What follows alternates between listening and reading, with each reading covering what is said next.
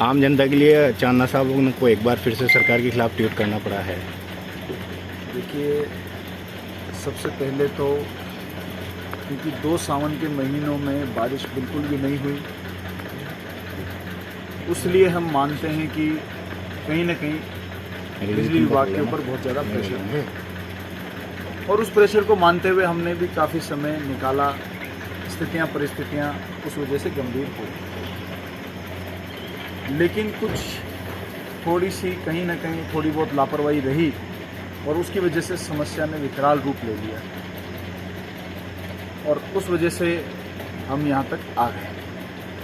अभी बैठक करके चर्चा कर दी है और ये बात हो गई है कि 3 से 4 दिन के अंदर अंदर जो विकट समस्या बनी हुई है उसका समाधान हो जाए। तो कल की जो हमारा धरना है उसको हम स्थगित करके, क्योंकि 3 से 4 दिन के बाद में 8 तारीख आती है, तो 8 तारीख तक हम ये कोशिश करेंगे कि इसका समाधान हो जाए, वरना 8 तारीख को फिर हम फिर से धरना और घेराव करेंगे। तो सरकार के खिलाफ सर धरना, और आप भी मंत्री है, जनता के पक्ष में उतरे हैं, कहीं ना कहीं सरकार की ये कमजोरी है अधिकारियों की? सरकार के खिलाफ ये धरना नहीं है, ये अव्यवस्था के खिलाफ धरना। आप समझ रहे हैं, अव्यवस्था के खिलाफ। कभी कभी अव्यवस्था को सुधारने के लिए अपने लोगों के खिलाफ भी होना पड़ता है, अपने लोगों के खिलाफ भी बोलना पड़ता है। अपने लोग कोई अव्यवस्था कर रहे हैं उसको बार बार दबाएंगे तो उससे तो सिस्टम पूरा खत्म हो जाएगा। लेकिन कभी कभी अव्यवस्था को सुधारने के लिए अपने लोगों के खिलाफ ही बोलना। तो क्या माने, चांदना साहब ने आम जनता का दर्द आज सोशल मीडिया के सामने जाहिर किया है? आम जनता की मैं तो हमेशा ही करता हूँ, मैं तो विपक्ष में भी रहा, अनेकों आंदोलन किए, अनेकों बार जेल गया और राज्य के अंदर भी मैंने कोशिश करी है कि क्षेत्र में विकास के कार्य ज़्यादा से ज़्यादा हो, किसानों को सुविधा मिले। किसानों का दर्द हमसे देखा नहीं जाता। इस समय किसान ज़्यादा प्रताड़ित तो है क्योंकि बारिश नहीं हो रही है और उस वजह से बिजली विभाग के ऊपर ज़्यादा प्रेशर है। लेकिन मिसमैनेजमेंट होते हुए भी कुछ मैनेजमेंट करके चीज़ों को समाधान करके एक रीजनेबल जगह पर आया जा सकता है। मैं समझता हूँ उस मैनेजमेंट में कहीं ना कहीं कमी रही और यदि उस मैनेजमेंट को सुधार कर लिया जाए तो चीज़ों का समाधान हो सकता है, कोई बहुत बड़ी समस्या नहीं। तो चांदना साहब तो राजस्थान के भी मंत्री है, स्थानीय विधानसभा का ही मुद्दा क्यों?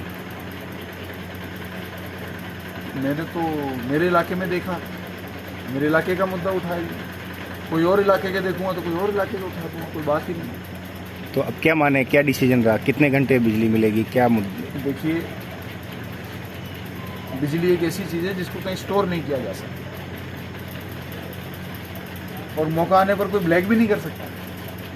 जैसे खाद यूरिया करते हैं, ऐसा नहीं हो सकता। बिजली तो तारों में चलती है, आगे जितनी अवेलेबल होगी सरकार पूरी ताकत लगा रही है उसको परचेज करके जनता को संतुष्ट करने। लेकिन पिछले मैं भी 39 साल का होने वाला हूँ, मैंने 39 सालों में 2 महीने इतने सूखे कभी नहीं। वो बात सही है सर, लेकिन बिजली घर में कहीं ना कहीं तो तंत्र खराब है, बिजली तंत्र, तभी तो ये हो रही है। मैं आपको फिर से कह रहा हूँ कि ज़्यादा प्रेशर जो इस समय आया उसका कारण बिजली है। लेकिन कहीं ना कहीं जब प्रेशर नहीं होता है, उस तरह से काम करने की आदत पड़ जाती है इंसान को, तो प्रेशर के समय में ज़्यादा मेहनत करनी चाहिए, ज़्यादा व्यवस्था को सुचारू चलाना चाहिए, जागरूक रहना चाहिए। ये ऐसा सीज़न होता है, हर कोई भी काम होता है उसके अंदर ऐसा सीज़न होता है जब प्रेशर आता है। तो ऐसे में कम से कम सभी लोगों को मिलकर उस प्रेशर मैनेजमेंट का स्ट्रेटजी बनानी चाहिए, उस पर बेटर एक्टिव तरीके से उसको डिलीवर करना चाहिए। वो नहीं हो रहा था। आज बीजेपी को मौका मिल गया, बीजेपी को भुनाने का मौका मिला है कांग्रेस। क्या बुनाया बीजेपी ने? लगातार जो गजेंद्र सिंह है, राजेंद्र राठौड़, वो ट्वीट पे जवाब दे रहे हैं, घेर रहे हैं कांग्रेस को। बीजेपी तो विपक्ष है कहाँ, ये तो अभी जागे इनको वोट लेने, इसलिए 5 साल कहाँ थे ये? 5 साल में क्या राजेंद्र राठौड़ साहब, गजेंद्र सिंह जी को कोई तकलीफ नहीं दिख रही थी? ये तो अभी वोटर चुनाव आ गए इसलिए ये इस तरह के मुद्दे उठा रहे हैं। ये तो कहाँ सो रहे थे 5 साल तक गजेंद्र सिंह जी और राजेंद्र राठौड़? ये तो नींद से जागे हैं क्योंकि इनका खुद का चुनाव आ गया।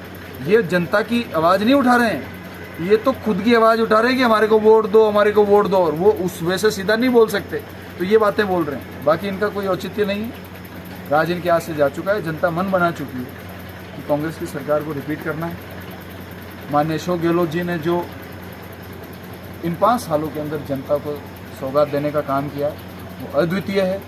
चाहे वो चिरंजीवी योजना हो, चाहे 500 रुपये का सिलेंडर हो, चाहे वो पालने योजना के पैसे बढ़ाने की हो, पेंशन बढ़ाने की हो, वो अद्वितीय है। लेकिन छोटी मोटी व्यवस्थाओं के लिए हमें रोज़ लड़ना पड़ता है, और वो लड़ाई जब तक जारी रहेगी, जब तक व्यवस्थाएं अच्छी रहेगी। जब हम आराम में आ जाएंगे कि नहीं सब अच्छा चल रहा है, आम जन के लिए हमेशा चांदना साहब मैदान में डटे हैं। मुझे तो लगता है कि हर जनप्रतिनिधि का यही काम है, उसके लिए ही लोग चुनकर भेजते हैं कि जब पब्लिक की दिल से दर्द उठे तो नेता की जुबान से निकलना चाहिए, चाहे पक्ष हो या फिर। जो जनता के दिल का दर्द अपनी जुबान पे नहीं ला सकता, उनको राजनीति छोड़ देनी चाहिए। तो अब क्या डिसीजन रहेगा अगर व्यवस्थाएं सुधरी नहीं तो? मैंने आपको बताया कि हमने बैठकर एक प्लान बनाया है,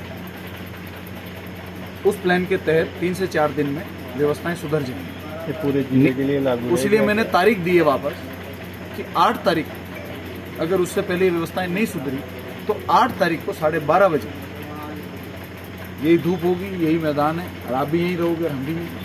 तो पूरे जिले के लिए ये तो नहीं करेंगे कि आगे कभी भी 8 तारीख देगा वहाँ जी। ये पूरे जिले के लिए व्यवस्था सुधारने की बात कही या नहीं? पूरे जिले की सुधरेगी, पूरे जिले की सुधरेगी, ऐसी बात नहीं है। हिंडोली और नैनवा भी जिले में ही आता है, कोई बांग्लादेश से नहीं आया हिंडोली नैनवा। आप हिंडोली नैनवा को